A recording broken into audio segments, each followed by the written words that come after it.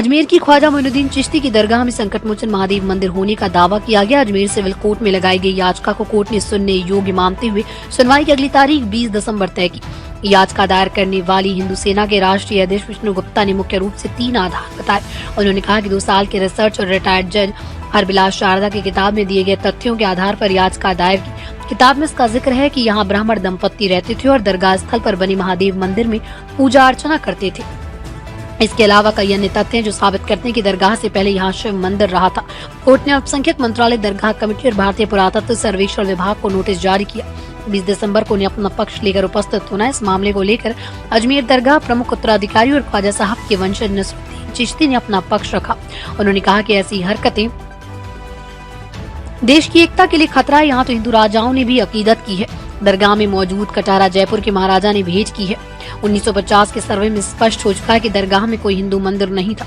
हिंदू सेना के राष्ट्रीय अध्यक्ष विष्णु गुप्ता ने बताया कि मैंने अजमेर के लोगों को कहते सुना था और आसपास कई बार ये दावे किए गए थे कि मंदिर दरगाह में पहले संकटमोचक महादेव का मंदिर था। इसकी बनावट को लेकर भी हिंदू संदेह की दृष्टि से देखते थे। इसे लेकर मैंने 2 साल पहले रिसर्च शुरू की, गूगल पर देखा और कई किताबों को पढ़ने की कोशिश की। इसी दौरान मुझे अजमेर के प्रतिष्ठित जज हरबिलास शारदा की किताब अजमेर हिस्टोरिकल एंड डिस्क्रिप्टिव के बारे में जानकारी मिली। इसमें दावा किया गया था कि यहाँ कभी संकटमोचन महादेव का मंदिर हुआ करता था। गुप्ता ने बताया कि अजमेर आता तो लोग दबी जुबान में कहते थे कि यहाँ हिंदू मंदिर रहा। दरगाह के दरवाजे और इसके बिल्डिंग पर बनी नक्काशी हिंदू मंदिरों की याद दिलाती है। जब मैंने हरबिलास शारदा की किताब को पढ़ा तो उसमें साफ साफ लिखा था कि यहाँ पहले ब्राह्मण दंपत्ति रहते थे। ये दंपत्ति सुबह चंदन से महादेव का तिलक करते और जलाभिषेक करते। हरबिलास शारदा कोई आम व्यक्ति नहीं थे। वो जोधपुर हाईकोर्ट में सीनियर जज के रूप में रहे। वो अजमेर मेरवाड़ा के न्यायिक विभाग में भी रहे हैं। यहाँ अजमेर में तो उनके नाम से हरबिलास शारदा मार्ग में उन्होंने 1911 में ये किताब लिखी। गुप्ता ने दावा किया कि किताब गलत साबित नहीं हो सकती। देखिए, ख्वाजा मोइनुद्दीन चिश्ती रहमतुल्लाह अलैह की दरगाह जो है वो एक कम्युनल हार्मनी का, डाइवर्सिटी का और सांप्रदायिक सौहार्द और प्लूरलिज्म का प्रतीक है। यूनिटी एंड डाइवर्सिटी को प्रमोट करता है। लेकिन उसके साथ साथ अफगानिस्तान से लेकर इंडोनेशिया तक सब में बड़ा इस्लाम का मरकज भी है। इसकी करोड़ों अरबों अनुयायी हैं।